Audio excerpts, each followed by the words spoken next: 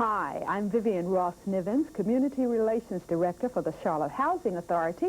Welcome to this edition of CHA Forum. Several months ago, I stopped by to visit a woman who lives in Charlotte's Piedmont courts. I came by to invite her to an important meeting.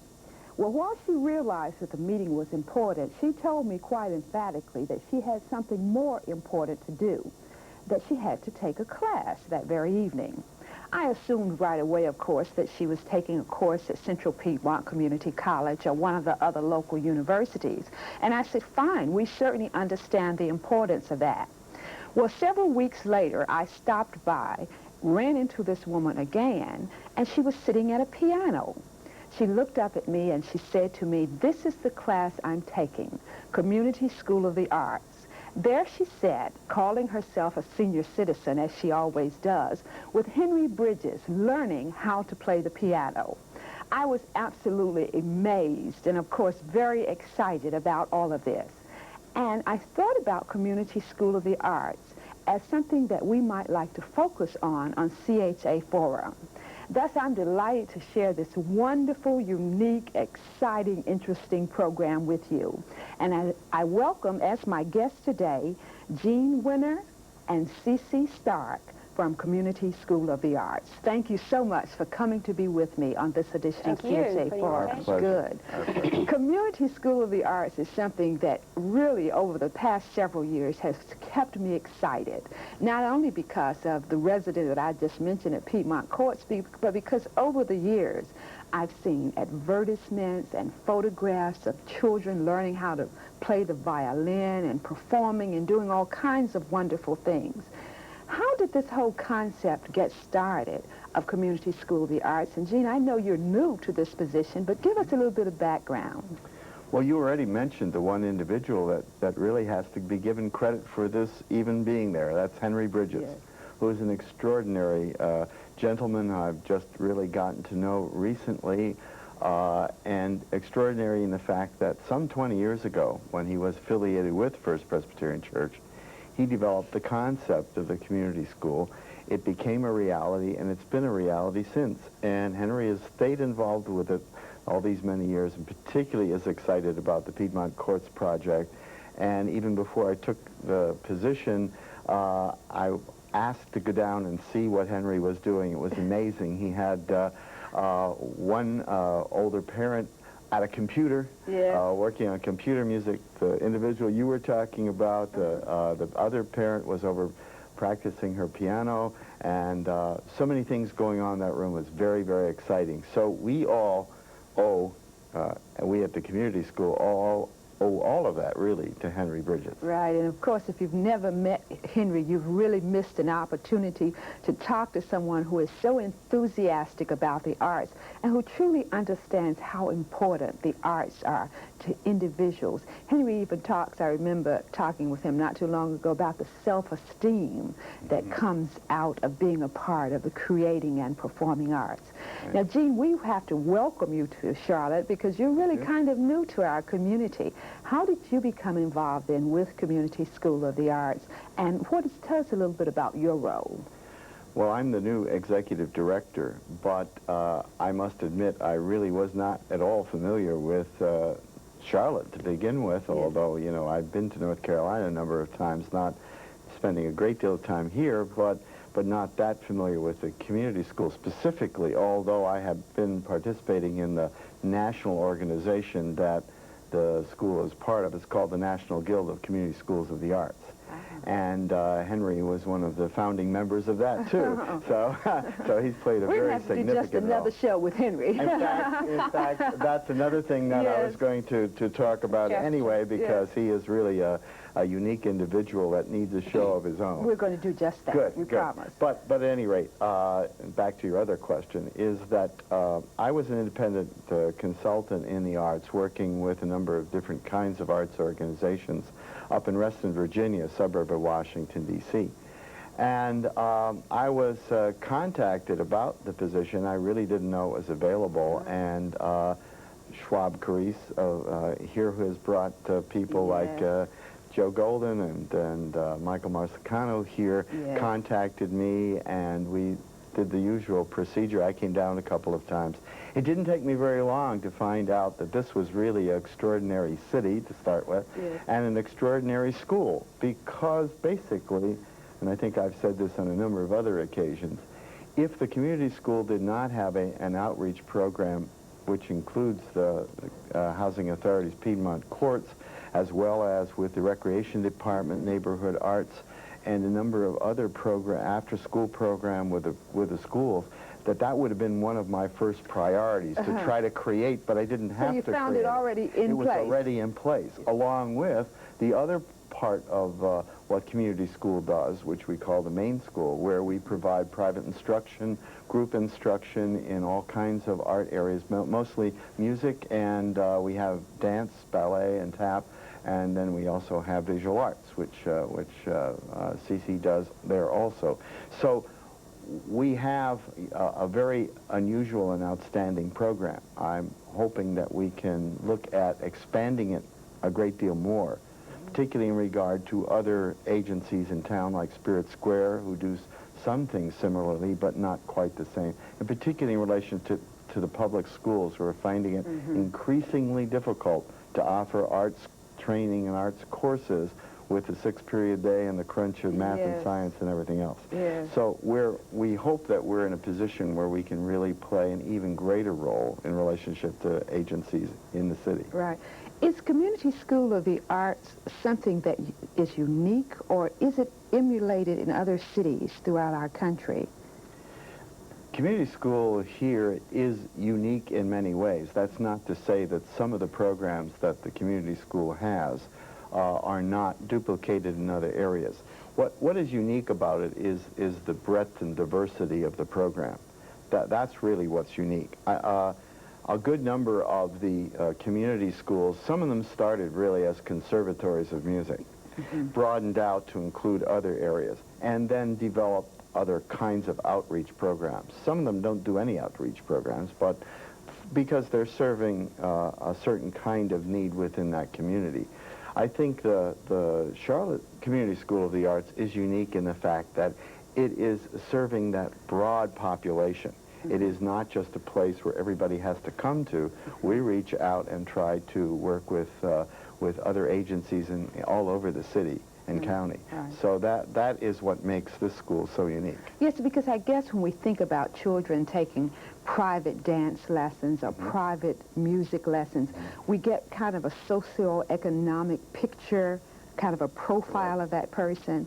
And that's what's, I think, so exciting about Community School of the Arts, because it has nothing to do with socioeconomic condition, whether you live north, south, east, or west in the city, regardless of what one's income is, that person might participate. And I just simply want to take a moment to applaud Community School of the Arts for having that kind of holistic look at providing the arts for all kinds of people, for all people.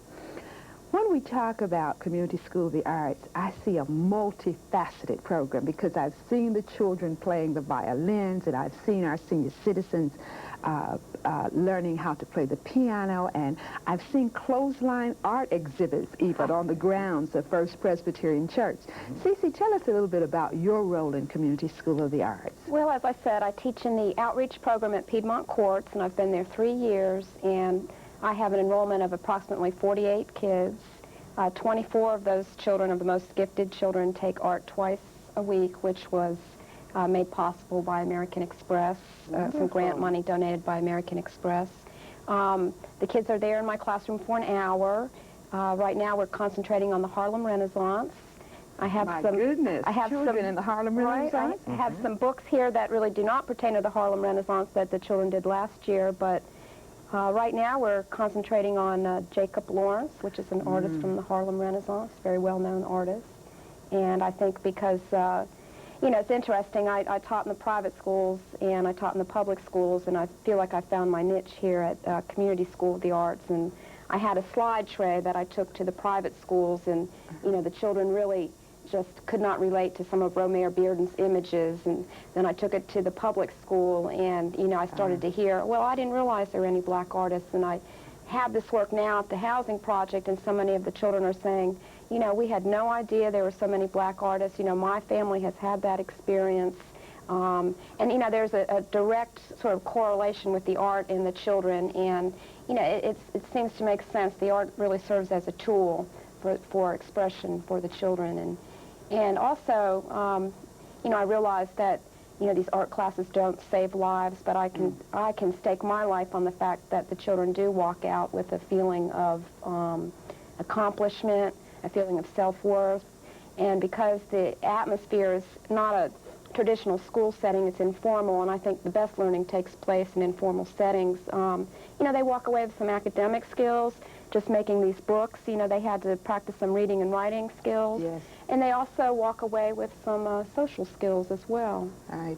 I read a piece several years ago about how important the arts is to self-esteem, to self-worth, to good feelings. Absolutely, absolutely. I mean, even if you're just drawing a picture, you are making decisions, you know, as to what your composition is going to look like, as to what colors you're going to use, as to how you're going to execute an idea. You know, those are all decisions, and, you know, even though it's, you know, on a smaller realm of things, I still allow them to make their mistakes on their paper, and not to get a second sheet of paper, but to correct their mistakes, to incorporate their mistakes into their final drawing. You know, it's really interesting. It's so much of like a developmental process. Right, and these same kinds of skills they can incorporate into their day-to-day lives. Absolutely. And I think that that's what's so important. Absolutely. Cece, let's be real honest. What did you find different when you went into Piedmont courts to work with the children there compared to what you've found in the past in your career? Well, I'll tell you, I found the kids to be much more gutsy about their work. Just like you had said, so many of them have not had formal arts training. And because of that, they painted a lot more from the heart or from the gut. And the work was much more aggressive.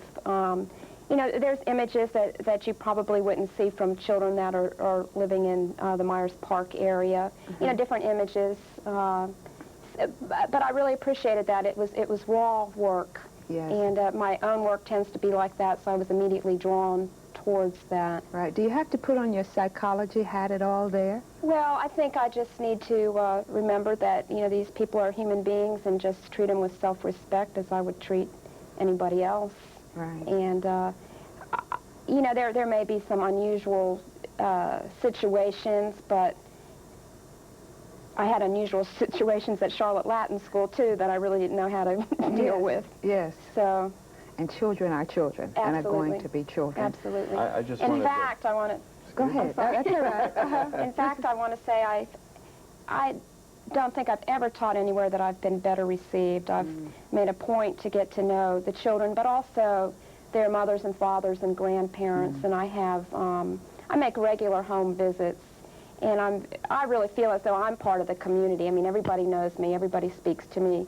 When Hurricane Hugo hit, I had 3 phone calls from people making certain that I was okay. Oh, wonderful. You know, I live very close to the projects. I run into everybody at the grocery store, and it's a real sort of family. I feel like I belong, and really not having a family of my own, that's been a really valuable experience for me. Right. And in many ways, some of the situations that happened in my family mirrored some of the situations that the Piedmont courts children experienced, but the difference was, A, the color of my skin, and the fact that I had always been raised with resources in my community and knowing how to use those resources. I mean, I had, you know, a wealthy person at the church after my parents died. I had, you know, people all around me, and, you know, these children in Piedmont courts, they don't have those resources in their community. And I have a master's degree, and I found it very difficult to utilize the system with my education. Imagine having difficulties with reading and writing and just getting through red tape. Cece, I understand. In fact, I heard through the grapevine that you've already been made an honorary member of the Piedmont Courts neighborhood. Well, thank you. Right. Gee, you were going to pick up on that, I think, a little bit. Actually, she just said what I was going to say on our behalf, which is that Cece has gotten, as Henry does, very much directly involved in the total lives of the people they're dealing with, not just they come, they spend an hour or so, and then they go back. they're directly involved with those people's lives. They know what the problems they are facing. They're a help system too in that way, which is back to your other point that you made about how the arts relate to living in so many ways. I think we can be too glib about that in some ways, but when you really get down to a situation like this one and many others, and we have just as many examples in the main school of cases where we have many students on scholarship, but even to the point where some students aren't even able to get to the lessons. And we do as much as we can to make sure we help to solve all of those problems so that they are able to get you know, the best training possible. That's very important to the community school. It's important to the faculty members like Cece as well. And so we all work together to try to help with those kinds of situations. So we all get personally involved, including me. I've been personally involved already. I think Mr. Wenner, in fact, he's been out to Piedmont courts. He's only been here a very short time. He's been out to Piedmont courts several times. And I think he's very sensitive to bringing the community, the outreach program, and making that part of the main school. I think you're very sensitive to those issues. Right. At Piedmont Courts, then, Cece, the classes are taught there at that community site. Is there any interaction then between that site and the main facility, which is at First Presbyterian? Well, there is some, and I have a feeling there's going to be a lot more. But yes, there are. In fact, last year I brought my children up to an art exhibit of their own work in combination with the main school children's work, and it was an opportunity for everybody to look at each other's artwork and to interact on some level. So, yeah, and I'd like to see even more of that happening, because I think often the case is the kids out at Piedmont Courts really don't realize that they're part of a main school. And, you know, the transportation in the past has been the problem. You know, you can't put a little third grader on the bus to go uptown and then to return to their neighborhood, any neighborhood for that matter. And, you know, if you wait to the time they're old enough to ride the bus, their interests are pretty scattered by then. So there has been some, and I really think that there's going to be a lot more involvement with outreach in main school. I have to applaud Community School of the Arts for not sitting back and waiting for the community to come to you, but going to the community. Jean, as the new executive director, are you seeing more of this? Here as Community Relations Director for the Charlotte Housing Authority, I'd like to see this emulated in every neighborhood. Is that a possibility?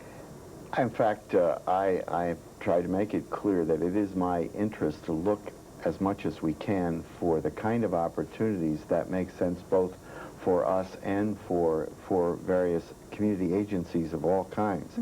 In some ways, the program has been developed in responding to opportunities, and I think that's fine. We'd also like to take a more proactive role in creating opportunities, helping to look for populations that aren't being served, places or individuals. Like we really are now thinking about. There's a whole handicapped population that's another area that we would like to look at exploring. We are in Piedmont Courts, but that doesn't necessarily mean that there may not be other areas of the community that we should be exploring to find what is the best way to do that.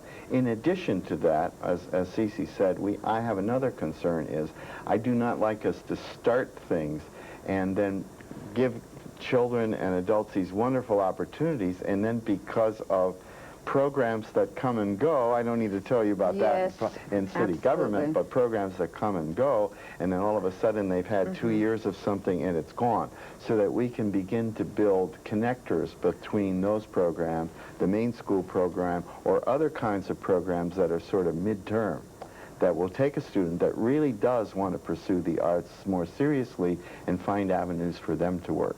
Once we get them excited, like Cece and Henry and others are doing, we want to be sure that there are adequate avenues for them beyond that. Right. Now, I had some experience in talking with a manager at one of the Charlotte Housing Authority's Scattered Sites program who had identified a young man whom she thought had some real talent in art, had come to the Community School of the Arts. The Community School of the Arts had granted this young man a scholarship, and she faced an overwhelming dilemma of not being able to get this child transported to his class. So here we go, volunteerism. What can we do? That's a very important point, because we are now just in the throes of getting as many people involved in different levels of our activities as before.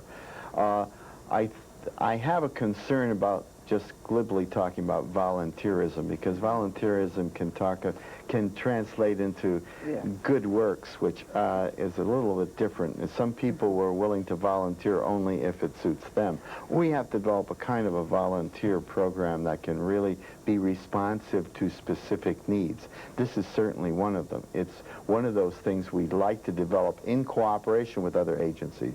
We have a certain number of volunteers that help with our program that has not been maintained as well as it might. We're looking at that. But we'd like to also look in terms of community volunteer agencies that could help with these problems. In fact, the one that I mentioned, I think Cece and I just talked about, 2 students that had to take taxis. And so we said, oh, that's awfully expensive, and you know, who knows, that could be really problematic. So we're looking with the YMCA as an agency that might be able to help in that particular case.